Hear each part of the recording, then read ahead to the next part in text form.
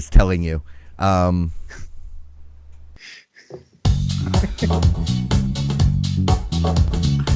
no, that's a good graphic.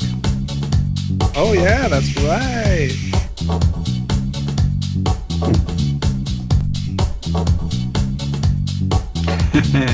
That's pretty neat.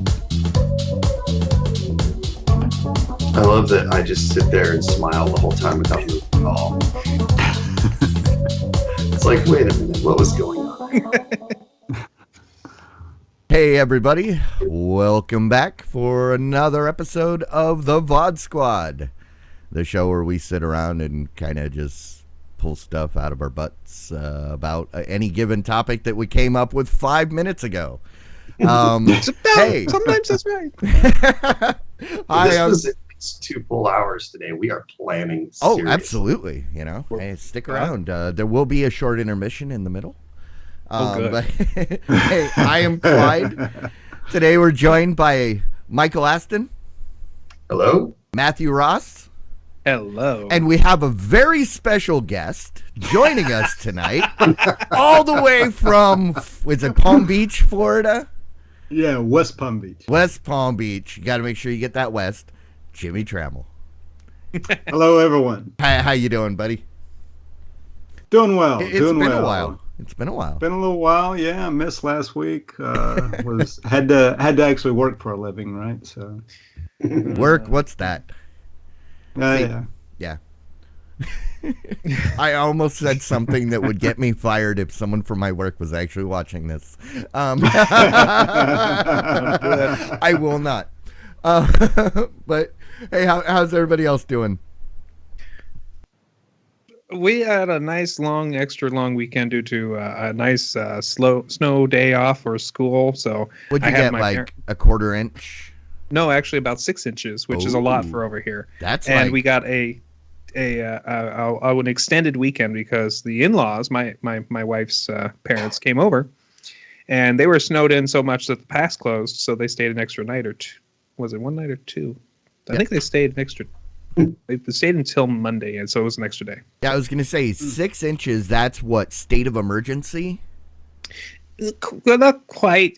Pretty close. Pretty close. They're it's just on the border, calling in the National Guard to enforce martial law. On this side of the states, it's nasty enough that pretty much everybody's like, nope, not gonna. I'm not. We're not moving anywhere. And at the same time, down in California, they're being drenched, and they're complaining bitterly about that. And well, hey, Tom Merritt, they got hit so bad that Tom Merritt had to evacuate out of his studio upstairs. Wow. But you know that thing happened. I mean, that happens every I'd say 25 years, because I remember that big. It was 91 to 92, I think. My freshman year, I was out living in L.A.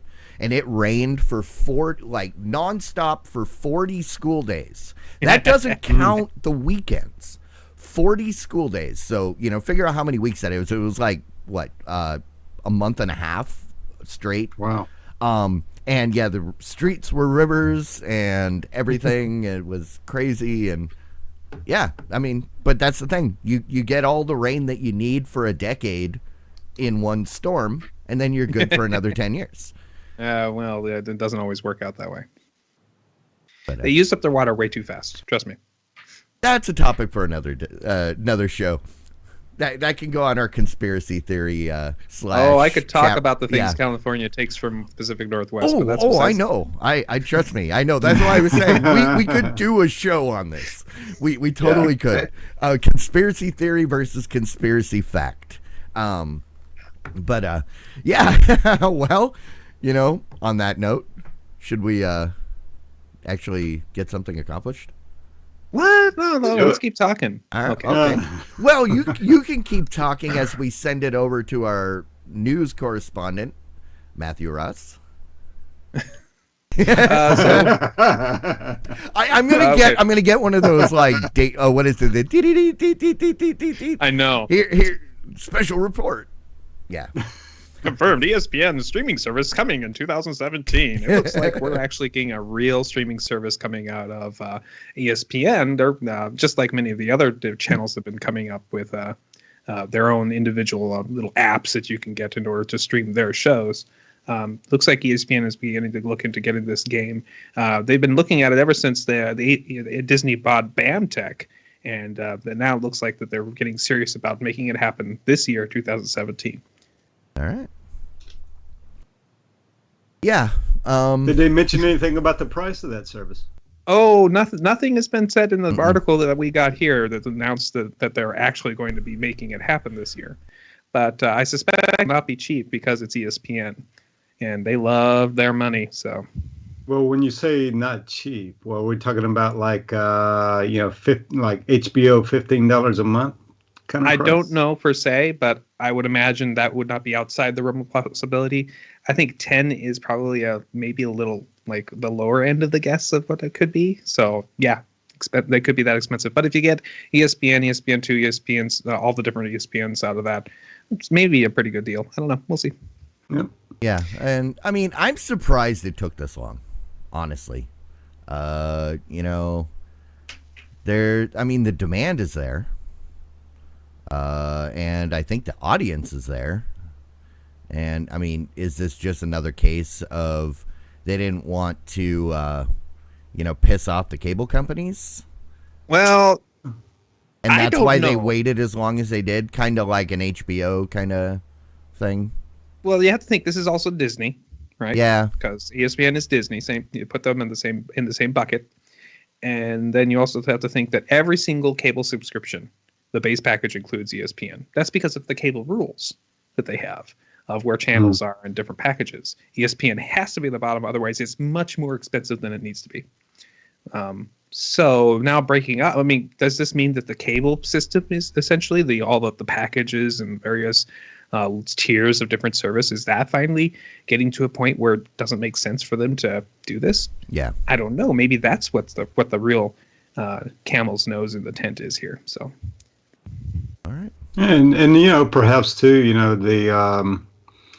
like Sling TV offers ESPN and all. So maybe they were doing a trial run with, guys like that to see how much interest there are in that. And now they're deciding to go with the model where they just do their own service. Mm-hmm. Yeah, I mean, I feel like combine this with our next story, and I start to feel like, oh man, come on, people. I get subscription fatigue, right? Like we're talking about, this is something we're starting to hear in other places is subscription fatigue. And like the idea of going to 100 different places to get the stuff that I want is a little exhausting. So I don't know. I am very happy with PlayStation Vue. I've been using it for a while. And while it kind of reeks a little bit of traditional cable, at least the price is much more reasonable in my opinion. And the functionality is actually significantly better. And I just kind of hesitate to start thinking that it's a good thing to have every channel having its own service. Well, you might want to start thinking of these different services in a different way, in the fact that, like all the streaming services, those are like individual websites on the internet. But then you've got the aggregators like Sling TV or PlayStation Vue, which are like Google and Yahoo, which can pull all of that into one place. And I don't think they're, direct competition. I think they're completely different. And yes, I think we want as many players as possible, want as much content. If we can get it all in one place, awesome. The concern I have with this kind of a scenario, though, is will that then lead people to be like CBS? I mean, CBS is the first real channel to kind of go out on its own and do its own thing. And as a result, it's not really available in any of these other aggregators, as you're calling them. And if that is the case, then that's problematic. As long as you can still have some sort of an aggregator or a place to get your subscriptions all in one place and to navigate your content all in one place, then we're good. But the idea of having to go to a bunch of different like sites like CBS All Access and Fox All whatever access and NBC Universal whatever access, that would just be maddening for me. So yeah, see, and like Skills Cat pointed out in the chat was, everybody wanted a la carte, right? You want to get everything separate, and I think this is a case where everybody was screaming about something, but they didn't realize actually what they wanted. When they said they wanted a la carte, what they actually meant was, we're tired of this buffet. We want a new buffet with a better price. I think that there's a little bit better of a selection. A difference is that everybody wants a la carte, but everybody wants a single bill. Yeah, exactly. I mean, if they could get all that and then be able to choose between all these different channels and apps and all that, and have it all come in one bill, and if you bundle more of them together, you get a little lower price. I mean, nobody would complain about that. But is that ever going to happen? A convenient place to see them too, right? Like, I don't want to have to navigate multiple different, completely disparate environments to get to my shows and stuff. One app might work on Amazon TV, and the other one might work on Fire TV, and not at the other. So yeah. So I mean, that's it. To me, it was never about being a la carte. It was not paying really high prices and subsidizing to subsidize. I agree. A bunch of channels that I don't want in order to get the 3 channels that I do want. And I mean, PlayStation Vue is the same way. Like I said, it kind of reeks of cable, because of the 40 channels or whatever I get, I only watch 3 of them, maybe 4. However, the price is so much more reasonable that it makes it palatable, right? And on top of that, the functionality is actually better than my actual cable, because I don't have to worry about my DVR filling up, and it's easier. Again, this kind of goes back to using it on the Fire TV, because I used it on the Roku and it was horrible. But it's actually easier for me to kind of navigate to the different shows in a lot of cases than it was on a traditional DVR. The fact that it auto plays a new show for me if I'm watching a show in a series or something like that, there's cool things. And that's something that we were not seeing out of the cable companies, is innovation and new features and new ways of exploring and seeing stuff. So for me, it has always been about getting the stuff that I want easier and faster and at a price that makes sense. Again, I don't care if it's be super cheap, as long as I feel like I'm paying for what I'm getting. And I have always felt with cable that I was paying for stuff that I didn't want. Yep. Yeah, and I actually like having the bill separate, because I can, from month to month, make the decision. Like right now, I'm in one of those down months where I'm not paying for Amazon, just because at the end of January, I was looking and I said, there is nothing I want to watch. I don't think I'm going to be ordering anything, so I'm going to save $10 a month for a couple months until something comes back that I'm actually interested in. And when you've got everything on one bill, it's kind of hard to do that. I mean, there are services like Skills Cat was pointing out, like you can subscribe to stuff through Amazon, or you can get Showtime through Hulu. Yes, I can go into Hulu and say, okay, I still want my Hulu, but I don't want this. But I just like it separate. And that's a personal thing. I would like the buffet pricing. The buffet pricing can be nice, but I do like being able to just quickly look at my bank statement and see, I'm still paying for that. No, Yep. All right. Well, do we go on to the next thing?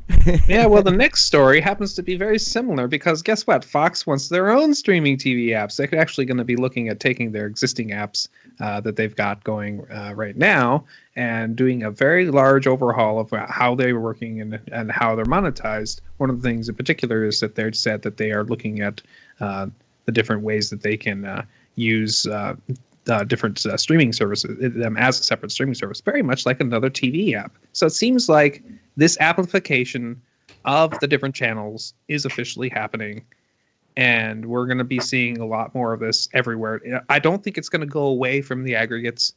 I don't think that's going to be a thing, but I think this is the democratization of the television channels. Is every single person who's out there who wants to make an app, put it on as many platforms as you can. Go, and then if it's popular, go ahead and get it bundled in your big TV system, and then you will be able to watch whatever you want, however you want, as long as your app supports it or your service supports it. Yeah, and and when it comes down to the support thing, I have said it many times, and I will continue saying it until it's not an issue. If you want me to use your product, you need to spend the time to make sure that your product is available everywhere it possibly could be. Because it goes back to the Android TV argument that I made, where the platform's great, but it's missing so much stuff because the content owner never took the time to pay somebody to make an app, and that's ridiculous. If you want to be successful, if you want to make money and reach the most eyes, you need to make sure that you are available everywhere you possibly could be. Even if there's nobody watching on some obscure thing, you still develop for it because there might be somebody there. Potential revenue. And to play on Mike's point there about getting subscription fatigue, right? I mean, I'm glad to see that it's there, that it's available, right? That we have the choices that we have, that we got all the channels or the content providers are making their own streaming services and all. But, I guess it's a matter of, what it is you want. Because, I mean, if you really, I think most people can pick, say, anywhere from, 3 to 5 shows a year that they can't live without. They got to see those, 3 to 5 shows every year, right? And then everything else is just like, oh, okay, yeah, I'll watch it if I have time or something, right? I think that's the way a lot of people watch TV, right? And if that's the way you are, then if you think about it, I think the best way, or at least provided the services we got now, the best way, if you want the best price, is just go out and straight out buy those 3 to 5 shows that you can't live without, right? Just buy those, own those, and then subscribe to a service like either Netflix or Hulu, right?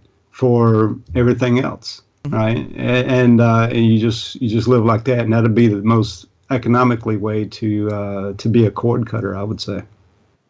Yeah, and and that's one of those things.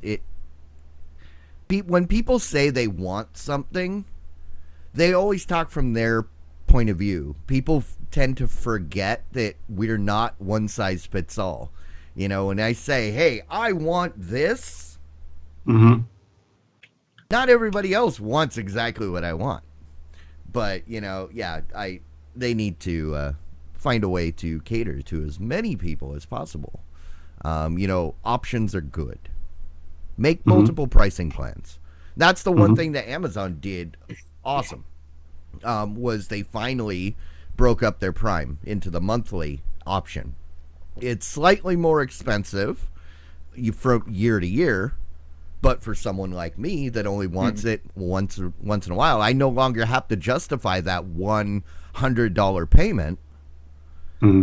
I can now just go, oh, this month, $10. Okay. Next month, no. And, so on. I'll keep coming back.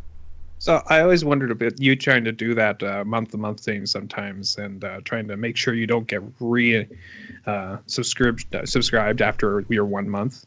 I'm going off topic a little bit here, but Have you ever considered using temporary credit card numbers as a way of getting around that? No, I don't do it just 1 month at a time because Okay. I am horrible. There are times where there is a clothing club thing that I hate that I've been trying to meaning to cancel since like June. Oh man. But they make it really hard, and I don't know how I don't remember how I got roped into the thing in the first place. But no, with Amazon, like I noticed it at the end of December. I was like, I should probably consider that. And then I got to the end of this month, and I was like, oh, I really need to do that. And I just went in and I just canceled it. And it was easy. I didn't have to call anybody, didn't have to do anything. So it was easy. You know, there are months that I pay for that I don't use it, but Right. there are stretches where I know, all the stuff I like, it's going to be another 6 months. I can shut it off for a while. Well, the idea is that if you know that you only want 1 month out of a service and you don't want to accidentally, oops, I went 31 days and I got another month worth of payment. An idea is what you could do is you can go to your bank and actually get a temporary credit card number. It's usable once. Pay that for that 1 month. And they try to reschedule. Next month they come around and say, oh, we're going to charge your credit card. Oh, got denied. So actually, I gotta, I'll change my narrative a little bit because the way this month, the way that the Amazon thing happened was last week I noticed there was a couple charges on my card that I didn't recognize. I called my bank. They said, oh yeah, we'll send you a new card. Yeah, no problem. And then like 2 days later, I got an email from Amazon saying, hey, we can't charge your card. And I went, yeah, I got to go in there anyway, so I may as well turn it off for a while. All right, should we get back to next news story? Okay. What's next? We have a story from Android Police saying the PlayStation View mobile app has been updated with many new features. So this is true for the mobile app for the Android subscribe for the Android users. It's got a bunch of things like a programming guide, next up countdown, auto profile login, sub profile creation, yay, and cellular data usage warning, which doesn't make much sense since it doesn't really work when you're outside of your home, anyways, for the most part. So yeah, who's using cellular inside their house? Well, people who live in rural areas. Or I guess there are people that don't have internet at home, and they do. Never mind. I rescind my comment. I apologize. Any T-Mobile customer, come on. Yes, like Jimmy. No, but I'm just basically I wish I still had PlayStation View this because I would like to try it because the interface was so bad before. It would be nice to see this is a nice big improvement. Well, and this is also a wonderful question that this improvement's not just starting here, but also going to end up going to the Roku and to the Android TV and the other devices if they're going to get this this update to the interface. And this is just where they're starting. That would be good news for that platform because it needs it desperately. I've got good news for you. Oh, yeah? You can sign back up anytime you want. I know. I'm thinking about it. Yeah. We'll have to go back and revisit it. See, what. Especially if they update the other interfaces. And then actually, good. This is pretty cool because these are the features that I've been able to take advantage of on the Fire TV and that have made the app usable. And now, with some minor updates and modifications over time, has become a fairly good interface. It's also a little bit of me getting used to how it works, but I find it pretty easy to navigate around things and to get to the shows that I want to see. I still feel like I'm manipulating my behavior to match the UI as opposed to the UI being built around the behavior that is natural to people. But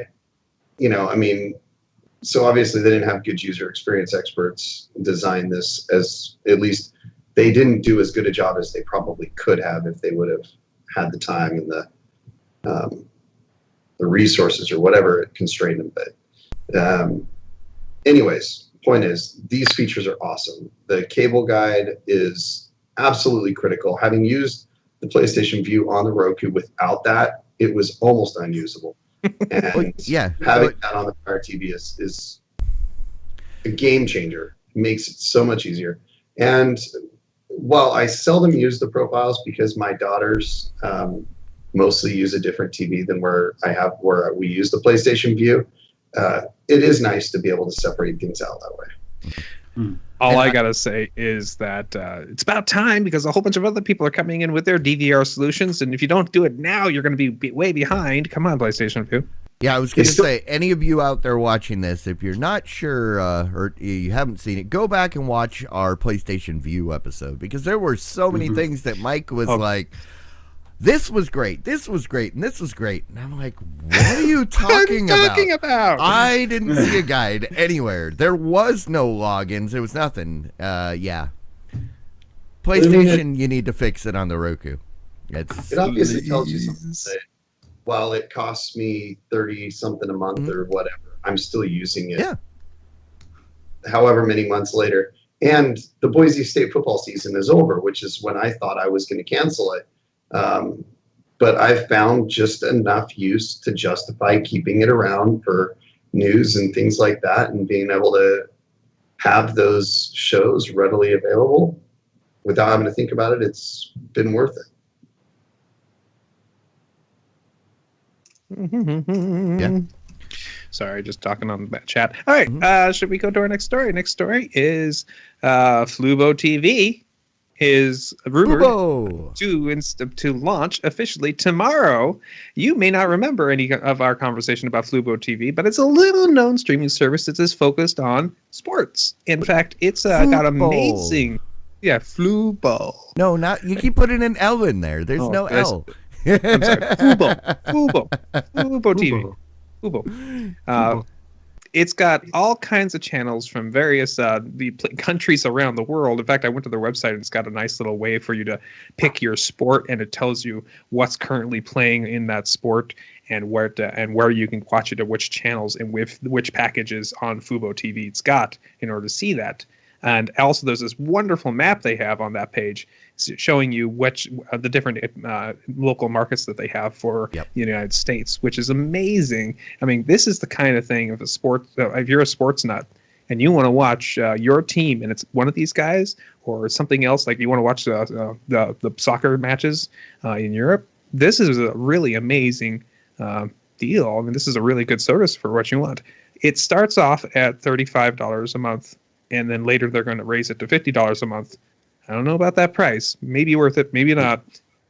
But if you're interested in it, now's the time to get looking into getting into it because it starts tomorrow as official launch.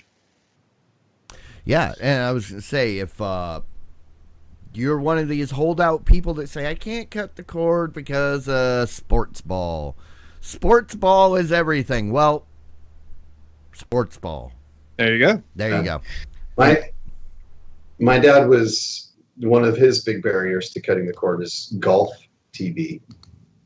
Being able to watch the golf tournaments and stuff. And, this has golf on it. It's got a lot of golf. It's got a lot of golf. Yeah. So he would be covered there. Now, the problem being that if this was the only service he needed, it would probably be okay. For him, if he adds on this 45-ish a month plus another service like PlayStation View to get his news or whatever he would want, now you're basically talking the price of a cable package. I've got bad news for you, Mike. As I brought up the team coverage. Oh, wait, no, that's NBA. Okay, never mind. Yeah. I was going to say there is no Idaho, but this is NBA, so never mind. Yeah. They don't have a Redskin potato team up there. Yeah. The real Redskins. No NBA teams or NFL teams or NBA teams or any actual full-on pro teams in the state of Idaho. Yep. By design. That's how they keep their taxes low. Their taxpayers don't have to pay for stadiums. Don't have to pay for sports teams. Yeah. Have you ever driven in Idaho? Yeah. They don't have to pay for roads either. Come on. All right. Anybody else got anything to say about Fubo? I'm actually really excited for this. I hope this becomes a niche thing that just goes on for a good long Yeah. time. I'm worried about that price, but other than that, this is awesome. I mean, I'm going to be able to somebody go, yeah, but I always like to be able to wish there was a service I could use to watch all my sports. And I go, you haven't heard about Fubo. Well, I'm going to say Flubo, and they're going to go Flubo. I'll say, yeah, Fubo. yeah, Like football, football. like football. But Football. yeah, I mean, because everybody, that's the thing. Everybody's talking about all the sports, and it's easy to miss the fact that there is all of your normal streaming staples like FX and Sci-Fi and USA and Fuse and Esquire and A&E. You get those too. So this could be a sports-oriented replacement for something like Sling, or did they mention in there if there's going to be a DVR? Yes, actually, it does have a DVR service built into it. I don't know any details, but it's built into the price. Yeah, because I see, I mean, I'm looking at the sports networks that are available on here, and they've got stuff that even PlayStation View or Sling TV don't have, like Comcast Sports. Right. They are focusing on that market, and that is a good idea. Absolutely. So yeah, if you're a sports ball guy, look into it. Things are about to get better. This might be the solution for me next year. Yeah. I mean, it doesn't have ESPN, so it doesn't. I didn't. Yeah. I thought I saw ESPN. Oh, remember, they're dropping off into their own channels, so whatever. Oh, yeah. Yeah. No, you're right. It's not No, there. I guess not. It's Fox Sports, Comcast Sports, CSN, whatever that is. Golf. Yeah. No ESPN. No ESPN. FS1, FS2. Yeah. Well, I don't know. We'll see. I would be willing to pay $35 or so a month if it gave me every Boise State game, or allowed me to catch the ones that I was going to miss other ways. So, we'll see. It's always good to have these options. I know some people that will be super excited because right now they can't even watch their soccer games that they want to be able to watch anywhere. So it'll be awesome big stuff. Awesome stuff. Yep. All right. All right. Looks like we have one last story. Somebody stuck in here is out how Netflix originals are crashing it, especially compared to Amazon and Hulu. And they have this nice little chart here on this website, on this article from Business Insider. Looks like they got their research from Parrot Analytics, and it gives a nice little display of those Netflix originals, comparing them to Amazon Video, Crackle, and Hulu. And it's a pretty clear way on top is the Netflix originals, where it's not even close. And what I like, and it makes me laugh, it makes me a little bit happy, is Crackle is listed on here. Yeah, I love that. And as we were talking before the show, people like to trash on Crackle. But Crackle was the original. Mm-hmm. Crackle's been around even before Netflix. Because I remember I got a Sony... my first streaming box was a Sony something or other that allowed me to watch videos from my NAS on my TV. And it had this channel called Crackle. And I was like, I don't know what this is. And then I started watching it. And there was like old movies and a lot of crap that I didn't care about. But you know what? It was streaming to my TV. It was awesome. And I still use it. Here and there. Love Comedians in Cars Getting Coffee. That's like one of my favorite web exclusive shows, and that is a Crackle thing. So my son loves Crackle for one reason. It's got all kinds of Jeopardy on it. All kinds. And he loves watching that show. Yeah. It's got all the episodes of Seinfeld. Cool. Well, because I think Jerry Seinfeld is one of the co-owners of the channel. Which is why his show is on there. And one of the things that's worth noting on there is the total number of they're calling them expressions, but whatever. The demand expressions, yeah. Yeah, that's insane. Look at where Netflix is at the end. Over 1.2 billion. Yep. I mean, wow. Yeah, well, the thing is Netflix is international to where Amazon, I think, is only U.S. based. Yeah. Same thing with Hulu, right? Yeah, I mean, even going international, that is one heck of a big number. I mean, Oh yeah, I mean, especially when they started out at week 1 with 600 million, and they ended at like week 50 about at 1.3. almost 1.4 billion. Yeah, I mean that jump is amazing. But even Amazon jumped there toward the end of the year, right? Yeah, I mean it was a pretty significant jump for them as well, right? They got almost up to 400 million. I'm a little surprised Amazon isn't more than it is. I mean, it definitely has some big name shows that have received both a lot of critical acclaim and kind of popular acclaim. So it surprises me that it's not more. That is a fair point, that they're not international.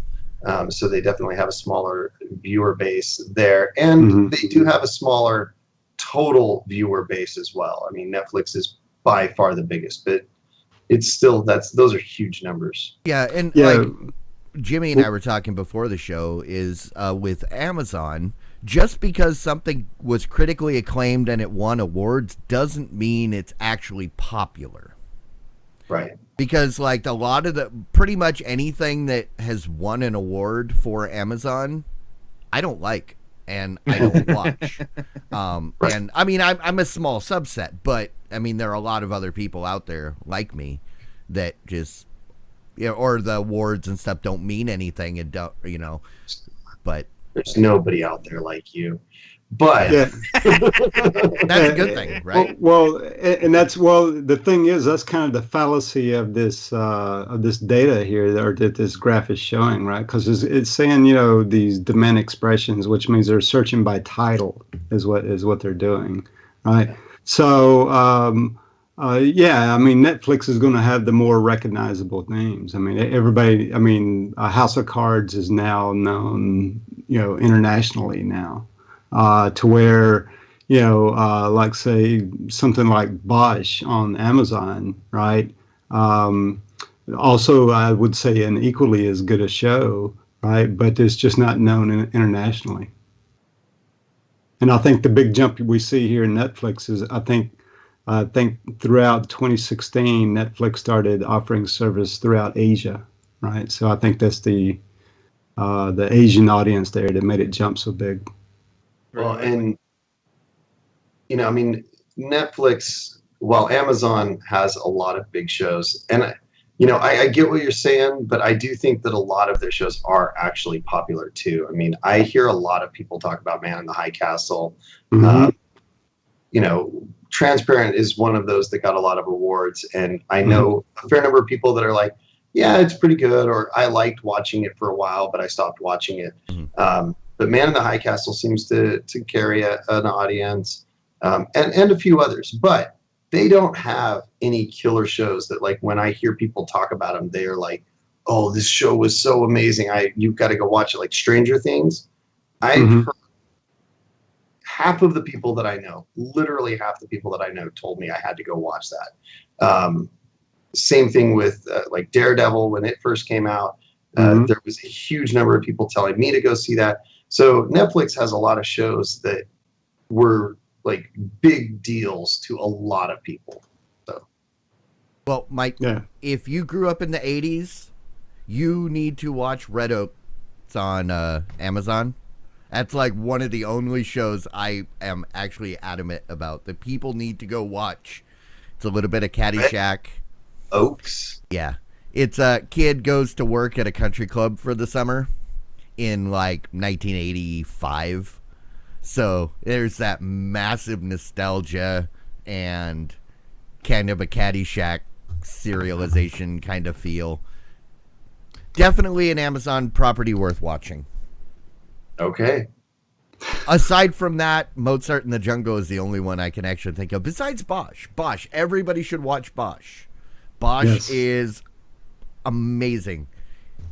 That's the show that finally made me remember Titus Welliver's name. Mhm. Is the main Yeah. character. He's always been in everything. He's the guy I like from that other thing. He's always been that guy that's in stuff. Now I actually know his name.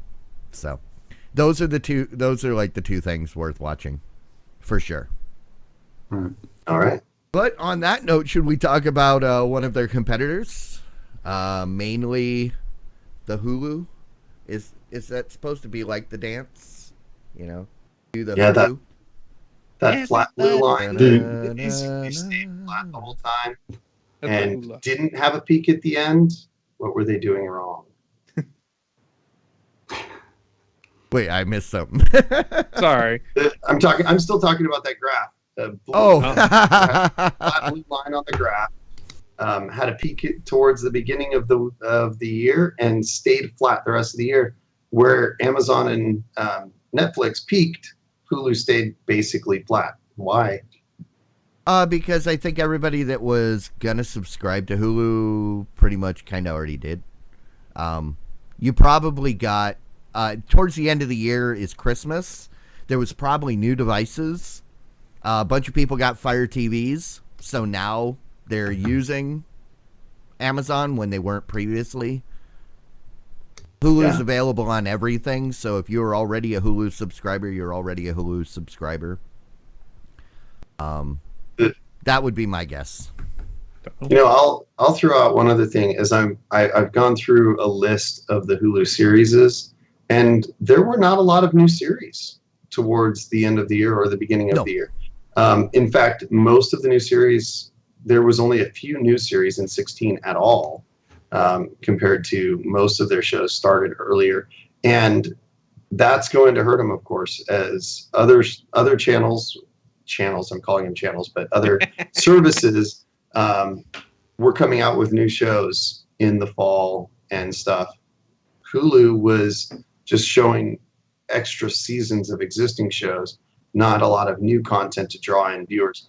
And I inadvertently watched a show like almost the week it came out, but I didn't ever see anything marketing it. I was just like going through mountains of data to try to find something new to watch. Mm-hmm. And I settled on Shut Eye, which is one of their new Hulu shows.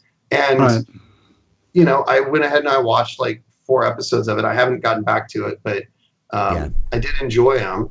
And there was so little marketing or push, so little way of letting us know about them. So I think that may be a big deal too. And we can dig into that a little bit deeper here in a minute. But before we anything else before we move on to the actual topic tonight? No, sure. Okay. All right. Well, I was already moving full bore into the topic. Sorry. Well, I thought you were dragging us back to the previous thing, but So we're with Hulu. I think Matt, you're the only one out of this group that doesn't use Hulu, right? I think so. I've got a confession to make of that. I tried Hulu like when it very first came out, and I watched like an old Laurel and Hardy movie on it just to see what it was like. And then I tried a free trial 2008 or something like that. There was horrible back then. There was a show I wanted to watch. It was on Hulu. Yeah. I got used the free trial to watch the show. I don't remember much about it other than I got to watch the show I wanted to watch, and then I was done with it. It's like, okay, I'm done with it. I don't need it again because I've always had Dish Network or some other kind of big provider, we're still there, but right now we are looking to move away. And the one I'm waiting for is not the Hulu we're talking about tonight, but the Hulu of possible tomorrow, of the Hulu with the live streaming. The Hulu of tomorrow. Right. Yeah. But I don't know anything about the Hulu of today. Okay. So maybe we can educate you a little bit. Right. And I just start out by saying, hey, I know exactly what you were talking about. Back in like 2009, 2010, when they finally launched the streaming on your TV. There was a bunch of stuff that I wanted to watch, but I hated sitting in front of my computer to watch it. I wanted to watch it on my TV. It came out, I jumped on it, all to find out everything that I wanted, that was available for free on my computer, was not available for streaming to my TV. And that left such a bad taste in my mouth that I'm paying for something, still getting commercials, and I can't watch any of the stuff I wanted to watch. So I shut down Hulu and I left it alone for several years. I think it was about a year and a half ago, not quite 2 years ago, that I finally pulled the trigger again and went back to Hulu.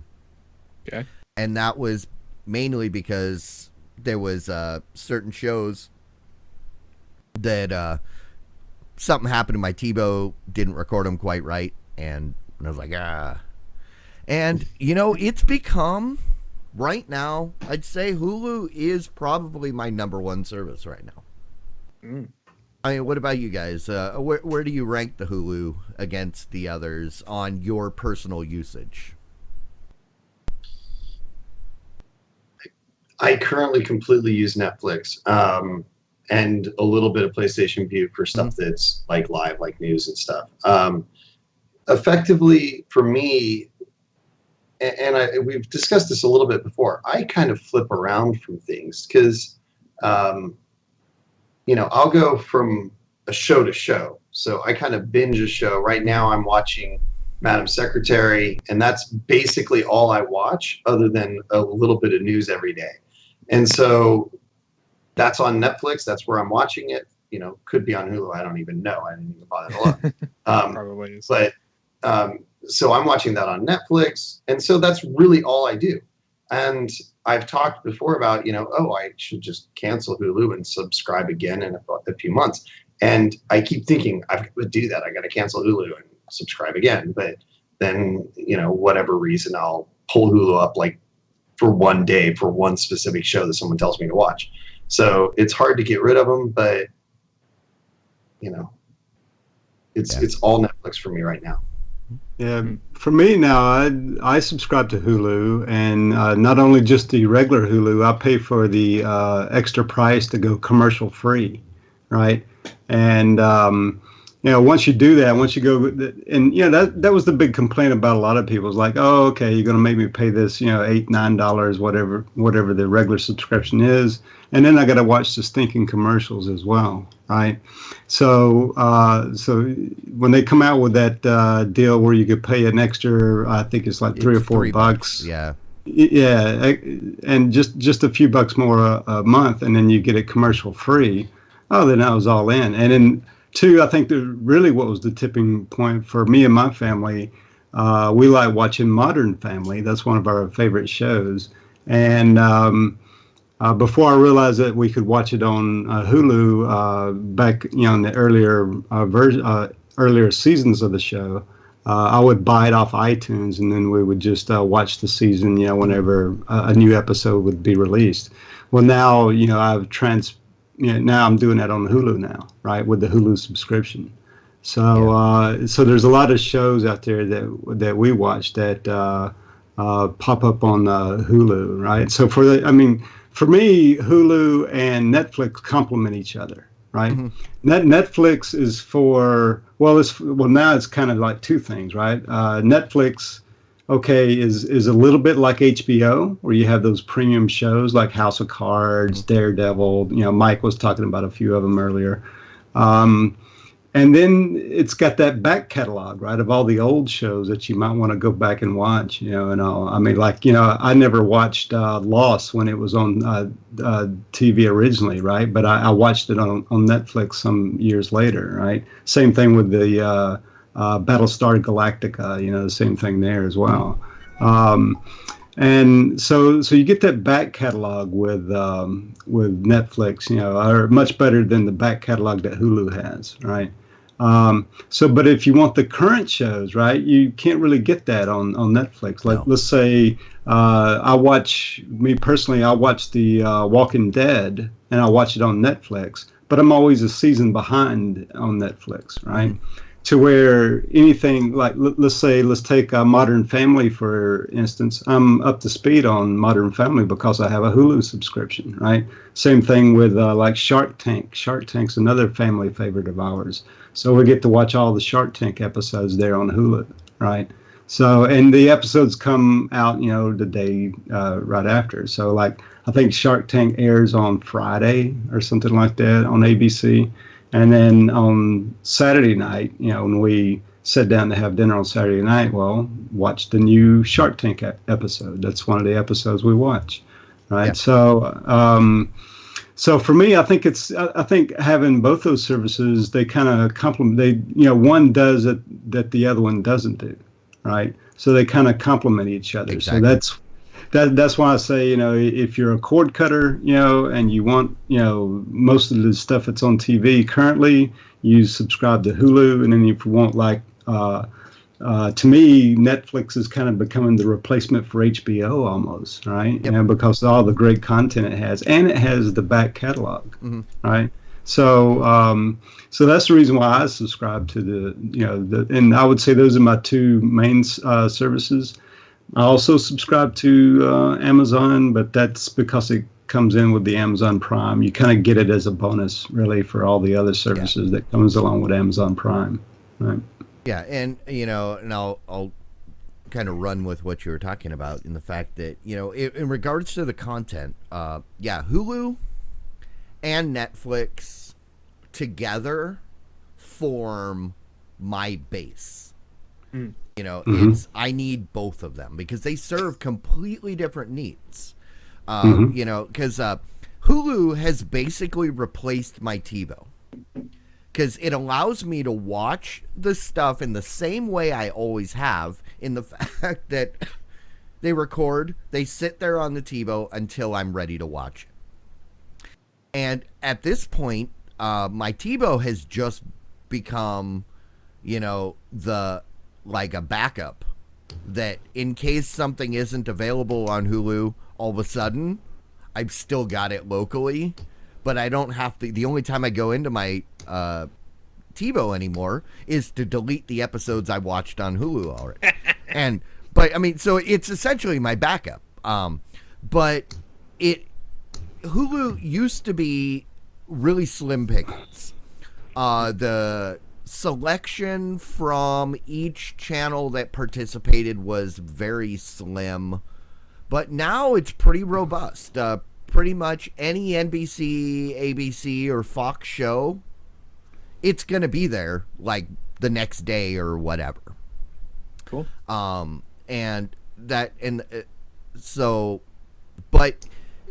with some of the other like cable stations like Cartoon Network and stuff like that, you may end up getting an entire season in one drop like 6 months later, but in that varies by show, from show to show. Like I said, Netflix is pretty much where I go for originals, for the Netflix originals, and potentially some movies, some back catalog stuff. Hulu content, they've got some great originals, but they don't, like Mike was saying, they don't really do a lot to advertise or make you aware that these new originals are coming. You kind of have to stumble across them.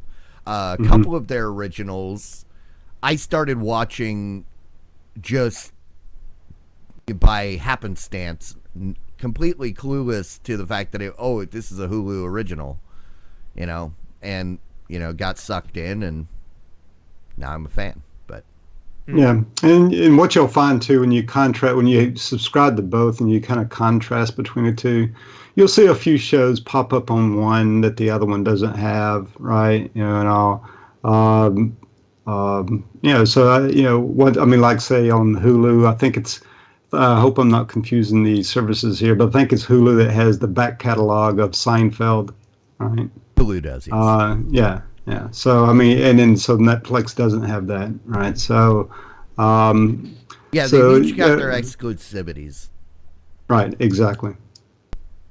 Yeah, I mean, yeah, I find. Never mind.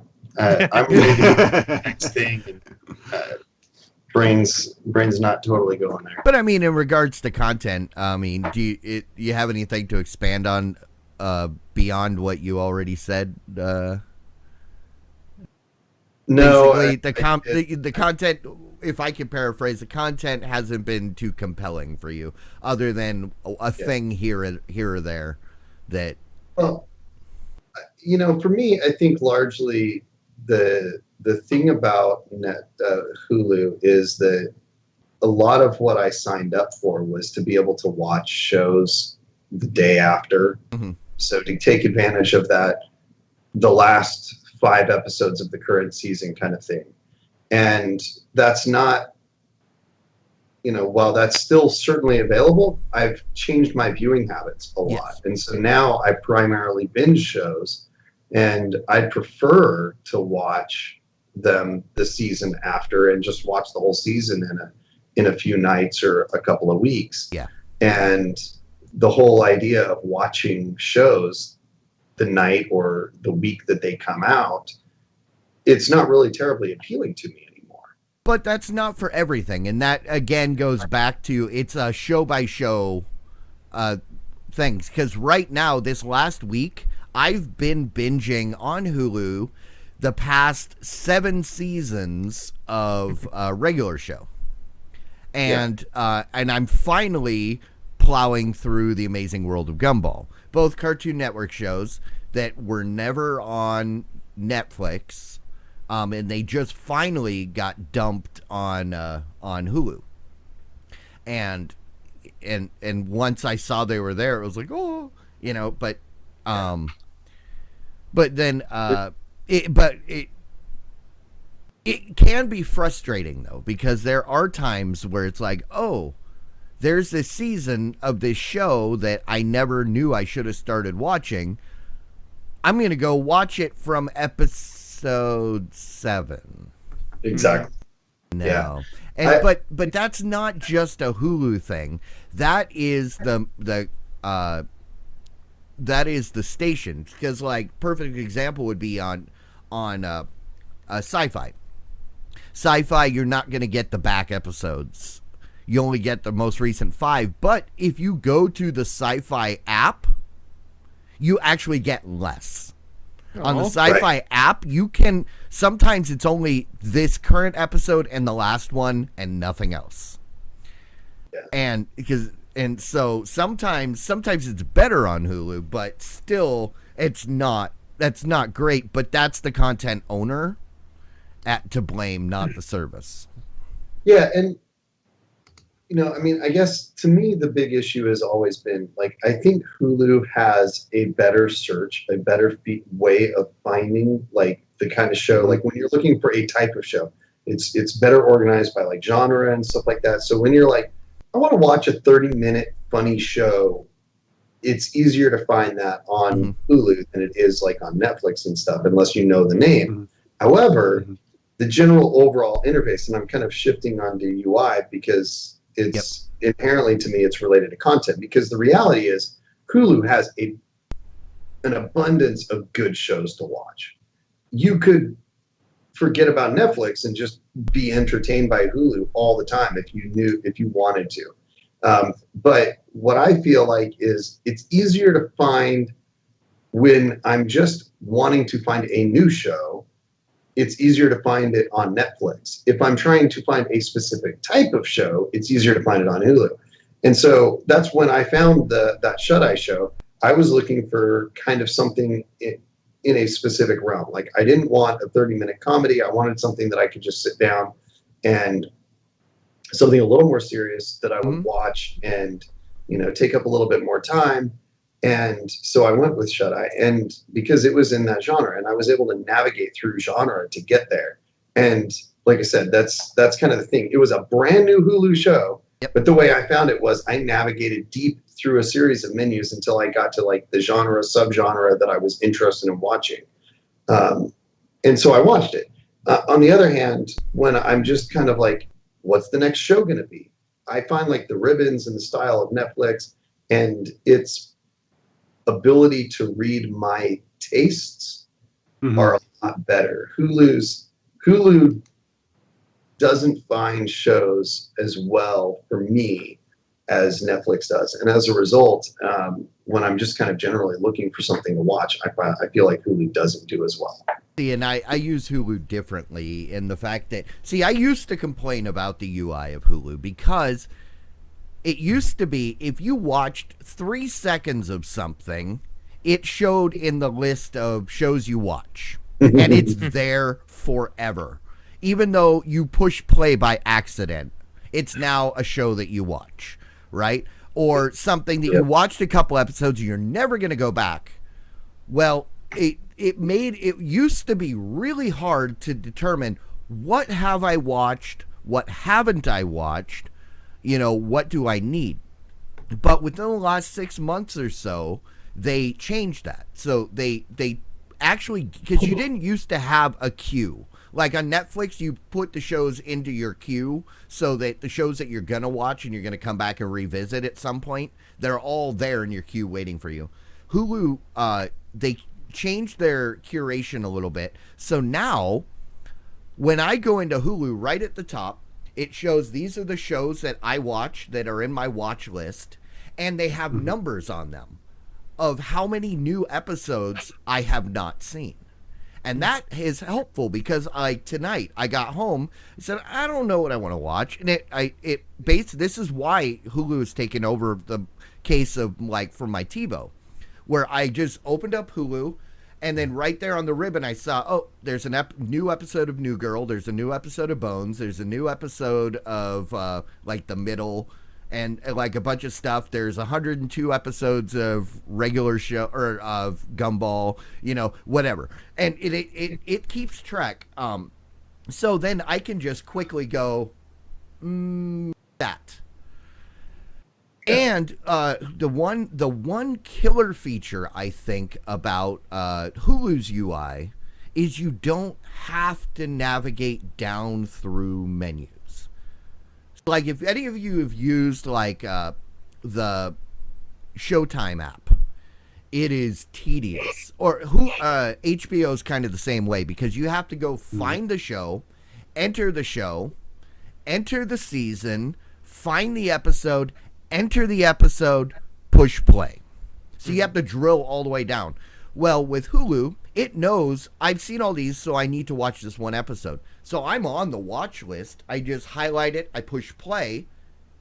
If I don't go into it, it just picks up right where it thinks I should be. And that has been huge. Even if you're in the menu, if you go into the menu and you're going through the episodes, again, you don't have to go down one more level. You just hit play. And then when it's done, it'll return you right back to where you were. And you can go to the next episode. Plus, it'll show you up at the very top, the first thing you see is the next episode based on what you previously watched. And that has become so helpful. That and taking the plunge into the commercial free are the two things that have made me come around a full, 180 on Hulu as a service. Right. And going back to just maybe I guess finish up on the UI, right? I mean, you have to consider too remember these are two different services that we're talking about here, right? So, with Hulu, what you get in the UI there, right, because of the type of service it is, right, because it's current TV shows is really the power of Hulu, right? And so it aggregates things by networks or by the content provider, right? That kind of thing, to where you don't have that option in Netflix, right? And one other thing too, while you guys were talking, I was looking at like some of the science fiction genre and all, and I noticed that all of the Star Wars not Star Wars, Star Trek shows are out there on Hulu. So the original series, the Next Generation, Enterprise, Voyager, all those different, and it's got all the seasons and all the episodes and all those, right?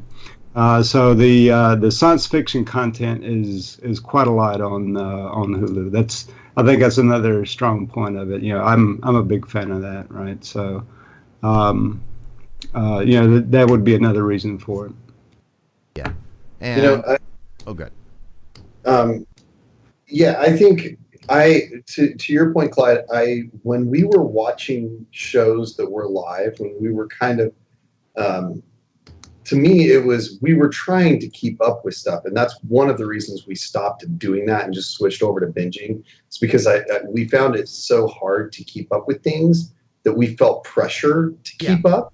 Oh, absolutely. And I felt like I'm almost stressed because I feel like I'm getting behind on all my shows and stuff. And so we just cut it off. We're going to watch old stuff that's already seasons that are ended. And we aren't even going to worry about what's going on right now. And next year, maybe we'll watch that, or maybe in a month, but I just don't even want to think about it. And so that's why we shifted off of that. And that's why I feel like Hulu is so much less for me right now, is because I don't care about what's on TV right now. Now, I agree, there's tons of good content, but I wanted to mention something about Hulu that I just found out, literally while we were talking about this. Hulu has had a profile for, my wife created the account. She added a bunch of her shows to it and stuff. And so it's kind of geared towards her, though. Again, I don't feel like the recommendations are particularly helpful as a general rule anyways. Yeah. But when I logged in to kind of look at things in Hulu, it told me, hey, profiles are here. And I don't know how long this has been here. If it's just that's been there a long time.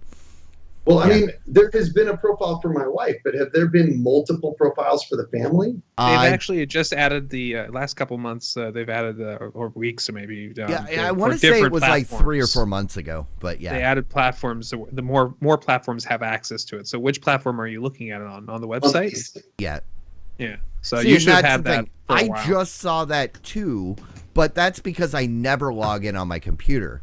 I was at my practice space, and I was like, oh, I'm going to watch something. So I logged in on the computer, and it said, oh, hey, do you want to create other profiles? And I was like, oh, yeah, I forgot about that. Nah, I don't need to, because I use it on my Roku, where it doesn't need a profile. But they're working on putting the profiles into the other platforms, too, just so you know. They're coming out. So we don't use... The only platform we use is the Smart TV, the WebOS app, and I don't believe it has profiles on it. Probably not. I've seen it. But that is cool. So I went through while we were talking, is why I was kind of quiet for a minute or two there. And I selected the shows that I'm interested in, which is pretty cool. The interface is nice. It looks good. It is profiling me. But I'm telling it to, please profile. Please. And so, I selected the different shows that I'm interested in, and then I hit submit and told it my age roughly, and it really wanted me to give it my birthday.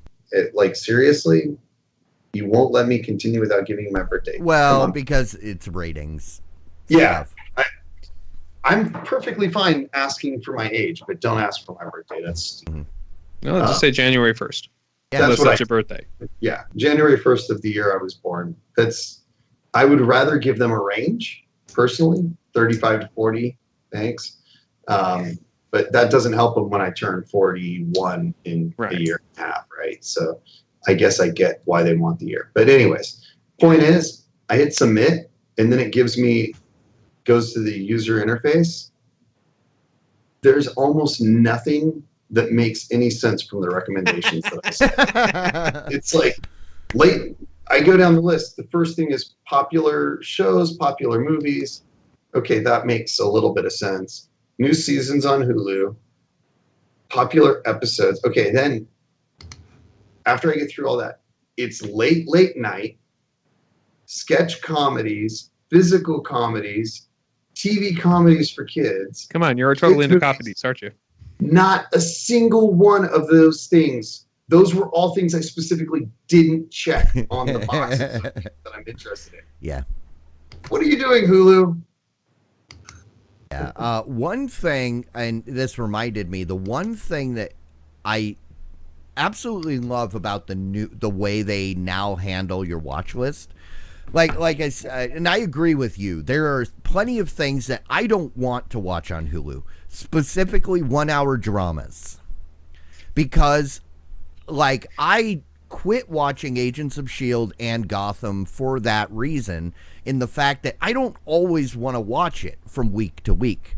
Or the 100, I was like, I got to the point where it was like, oh, episodes were falling off before I saw it. So it was like, I'll get around to it eventually when it comes full season someplace. But for the Hulu's really good for the like half-hour sitcom stuff.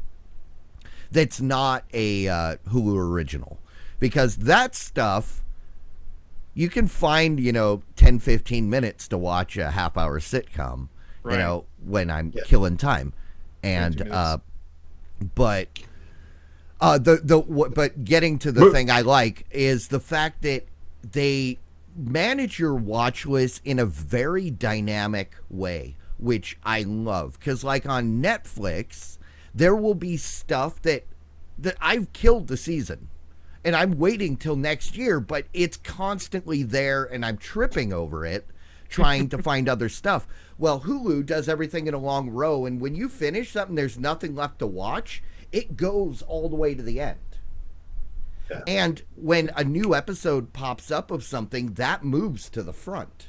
So when you fill your watch list with stuff, you don't have to worry about when is this coming back, how many episodes are there, oh, do I need to remember? Because when there is a new episode, boom, it's right there. The first thing you see is a row of things with new episodes. And then, but it also allows the wrap. So if like, I just finished watching Shut Eye. That's probably the last thing that I finished. So if I start at the first thing and I go to the left, there's Shut Eye. And then there's, everything else that I recently finished. So if there was something that you recently watched, but you're like, oh, what was that? You can easily find it without having to go through the whole thing. And it almost gives you like a chronological history of all the time you've wasted over, what were you going to say, Jimmy? Oh, yeah. So one other thing, content-wise that Hulu gives you is it will give you older seasons of shows like that are on Showtime and that kind of thing. Mm-hmm. And you get that included in with your subscription, such as Homeland and this new Showtime show called Billions, right? You get shows like that included in with your Hulu subscription. And talking about Hulu originals, and all, I don't know, maybe I was the only one that watched this and all, but yeah, I don't know if you ever heard of the comic, this Triumph the Insult Dog. Oh, yeah. Right? You ever seen that? And so his election watch of 2016. So all throughout the election, that's where I was getting my election news from, from Triumph the Insult Dog. Right? I refuse to watch all those other channels. Right? So yeah, Justin Robert Young had a run-in with Robert Smigel and Triumph at one of the conventions, and from the story, Justin kind of made an idiot out of himself as he lost his crap figuratively. But that's a Hulu original, right? Yep. You're not going to get that anywhere else, right? So I mean, content wise, it's pretty good, and the UI, I would say overall, not perfect, but it's pretty good, right? I'd say it's pretty good, and it probably rivals almost any other service out there. At this point, I'm rather liking the way it handles better than Netflix, just because of the dynamic you know, I don't have Bring to the go in shows and to the tell it front. to forget about stuff. Oh, and the fact that I can go in and remove stuff from my watch list now makes it so much easier. Yeah. But Yeah. and then I mean, the next thing, and I know Matt, you've got some questions. I hope do. we're answering those as we kind of Actually, a go lot along. of them have been answered, but I have but details. but the last thing I was going to point out was, or one of the main things is the price. So I mean, I at the regular commercial or with commercial price is like $8. So you know, or it's like $8-9 in there someplace. I mean, it's about right. I think between it and Netflix, I end up paying like $25. Which for what I get, I think it's just right. And then you add the extra $3 for the commercial free. Oh my goodness, what I a think it's a difference it no-brainer. makes. Oh no, and I was like, I've gotten used to it. By that point, and we've talked about this before. And then I got to the end of September, and I was going through something else, and I saw, it'll prorate it, so I can do this last half of the month for $1. Okay, I'll do it for $1. And then come October, I have no reason to turn it off. Right. So now I'm paying like $12. That's why I say my price between the two is around $25 a month. And the cost to removing the commercials is well worth your time, even if your time is. I mean, if you really if you have tons of extra time, just imagine how much time you're saving just watching every show. I mean, just 8 minutes out of every half an hour show you're saving means that you can watch more shows, you can do more stuff. It saves you time altogether. I've been worth the $3. 100% agree. On the Comcast app, I've been watching The Expanse, and holy crap, they've got 5-minute commercial breaks 4 times through that thing. And the worst part is there are several times where they don't have content, so it's the same commercial over and over and over as the clock counts down in the upper thing. And it's infuriating. And it's like, oh, yes. Thank you for reminding me why I pay for no commercials on Hulu.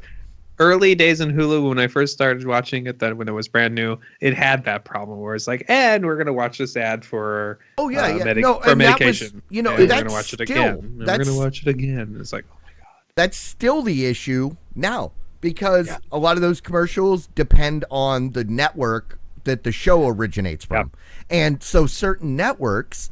That's why on Showtime, I will never, ever watch that Masters of Sex show. I don't care how good people say it is. I will never watch it because when I tried Showtime through Hulu to binge all the seasons of Nurse Jackie that I missed, Showtime only had one commercial. And it was the commercial for their new show, Masters of Sex. So for 3 seasons, 12 episodes per season, I watched the Masters of Sex commercial like 16 times every episode. I will never watch that show. It's been imprinted on you in a bad way. And it was one of those commercials where the volume is at like 900. Oh, I hate that. And it was so infuriating. And it almost made me never want to use the Showtime app. But then when I went to the actual Showtime app, they actually had commercials and it's much better. So I don't know if it was just the implementation on Hulu or if it was just early days of Showtime anywhere or whatever they call it. But yeah. Commercial free. It's totally worth the $3 once you get in there and actually build up a watch list of stuff that you're like interested in seeing, and it's providing you content. Then probably make that jump for the extra couple bucks. Watch it, pay the money. Yeah, I'm adding Masters of Sex to my queue right now. You should. Yeah, I personally will never watch that show. I don't care how good it is. I still have nightmares of those commercials. It was like, have you ever like think of like a Clockwork Orange or something where person strapped down in a chair with their eyes open watching the same video over and over and over? That's essentially how I felt, because I was also under the gun with a 30-day trial or a 2-week trial to clear out 3 seasons of a show in that short period. So it wasn't like I could walk away and forget. So it was like in total binge mode. Yeah, I wish the commercial-free option had been available. Yeah, one other point about Hulu here on content again, you get a lot of the late night shows. You get the Jimmy Fallon show and those kind of things too with Hulu. You don't get those on Netflix or other streaming services. No, That's cool. but I mean, anybody else got anything to think or comment about the price? Fair, good, bad? Oh, price I think is more than fair. Yeah, it's in that happy kind of comfortable spot where it's not pretty hard to complain about the price when you consider just how much you get. Oh, absolutely. It's not like the $16 HBO Now where I can't think of anything I want to watch, especially for $16 a month. But whereas Hulu, even at $12, there's more content than I could consume. So The one thing, yes, I agree. The one thing I got to say though is, for some odd reason, I have to ask my wife if maybe she canceled it, but we had the commercial-free option. We were paying for it, and it's no longer on our account. Oh no! But since we're not using it, maybe she canceled it. Maybe I canceled it. Maybe it went away because we weren't using it. Who knows? That would be a cool feature if they did that for you. Oh, you haven't logged in a month. Let's reduce your bill as much as we can. yeah, You know they're never going to do that. That's I not agree. going to happen. no, they don't notify you until your bill doesn't go through. Right. Like they're gonna in a couple days. That's right. And that when they say, hey, it's the 15th, you need to pay us. But no, since we're on the topic of commercial free, I think I'll answer your question, Matt, about what exact or the like which shows are commercial free, because there are some shows that are not. And that is up to the content owner. Right. Honestly, I watch Hulu almost exclusively. There's only one show that I see commercials on, and that's New Girl, a Fox show. Okay, and when do you see the commercials? How At often? the beginning and the end. That's it? Yep. For that show. And it depends on the show because they've got different agreements. But you get a warning at the front saying, we're sorry, but this show is not part of the commercial-free package. If it's You the will beginning- receive one at the beginning and one at the end. If it's at the beginning and the end, that's actually fine with me because And- I understand why they want to do that. They want to be able to promote their other shows, and it's way too easy for you to get your blinders on for your one show when they want you to see. But those here's stuff the thing: out they're there. not in the case of New Girl. They only show one commercial, and it's not for other shows or anything. It's like a Charles Schwab or Maytag, whatever happens to be today. The nice thing is it's one at the beginning, so not a series of them. And Right. then when you get to the end, you don't have to watch that one because you've already finished the show. You just back out. So essentially, in that scenario, you get one commercial for the show that requires a commercial. That seems perfectly fair. Yeah, and I think the only shows I have seen commercials on are all Fox. Okay. I may be wrong. There's probably stuff out there I haven't seen, but the only ones I've run across have been on Fox. But not all Fox shows, because Gotham and Bones, Family Guy, Simpsons, none of those have commercials. Interesting.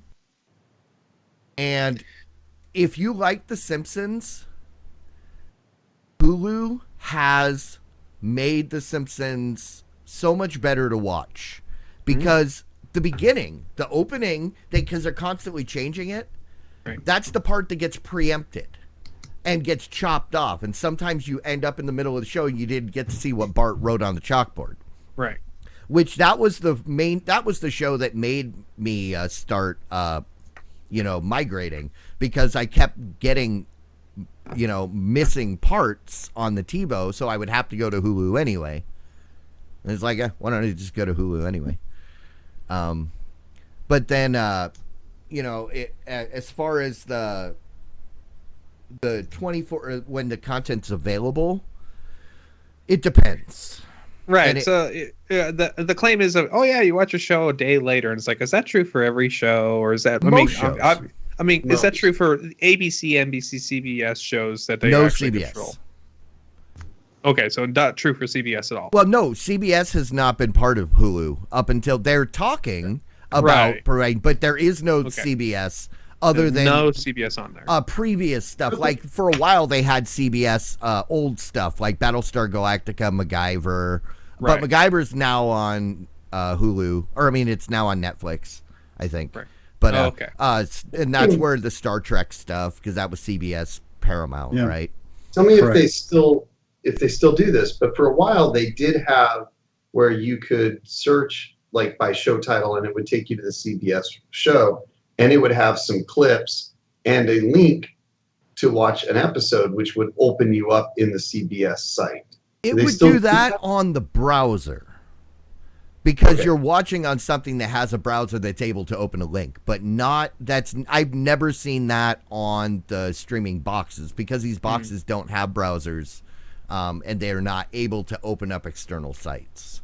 Yeah, most of my viewing has been on the browser. Exactly. So and that's the other thing, is it's been up until recently they've started creating parody, but up until probably about 6 months ago, it was two different watching experiences.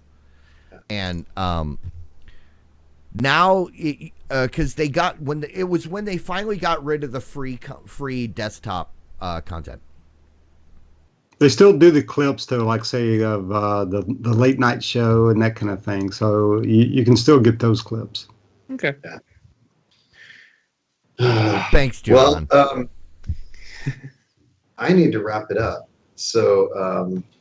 I was going to say one thing, because he had asked about Hulu Originals, worth it, and then have a favorite. You already kind of hit that one. Okay. I've heard about a couple of your shows through guys, but I didn't know if anybody else had a favorite they wanted to throw out there before we. I enjoyed the amount of Shut-Eye that I have watched. I don't think I would go so far as to recommending it, but I personally enjoyed it. I liked Shut-Eye. Absolutely hate the theme song.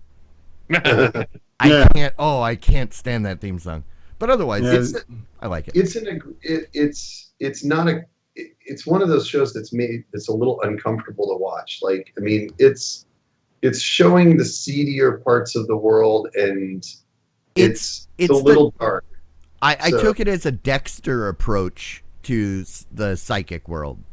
Yeah. They felt a lot like Dexter, especially with one of the characters being from Dexter. But have either of you guys watched Chance yet? That's one that I'm wanting to watch. Haven't seen it. Nope. I don't think I'm ready to talk about it at this point. But okay. But yeah. All right. Good. But no. If you go back, I was telling Jimmy. One show that I absolutely love that is Casual. It's called Casual. It's kind of a dramedy about a mother that is kind of going through a separation, moves in with her brother, and then it's really funny at times, and kind of makes you feel all like kind of uncomfortable with the realness of the situation sometimes, and then it'll hit you upside the head with something just like funny, and it's a great show. Okay. Yeah. All right. Well, Yeah. Anybody got anything else you want to think before we shut this down? Nope. No. What? What? I know, right? Yeah, I'm good with Hulu. Okay. Well, I So- give Hulu a thumbs up. That's a solid thumbs up. Me as well. Solid thumbs up for Hulu. And then, so Matt, I'll give it a thumbs up. Though I will say I will probably cancel it. I'm going to say that again. you give it a potential thumb up.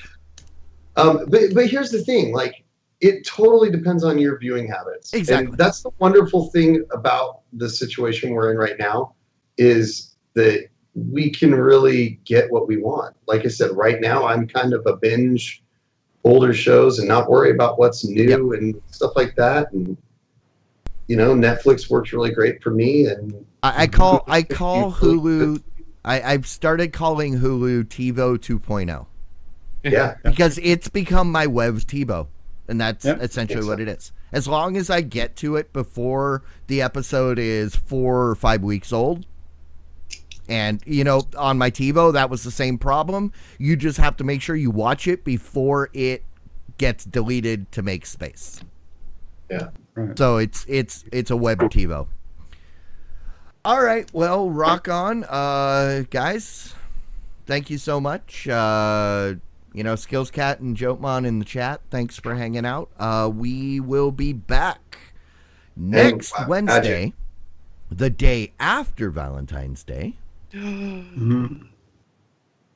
So you guys better not, make your wives mad so they you can't be here. You guys have any questions, thoughts, any feedback? Whatever, reach out to us. You can at the VOD Squad on Twitter, the VOD Squad at gmail.com.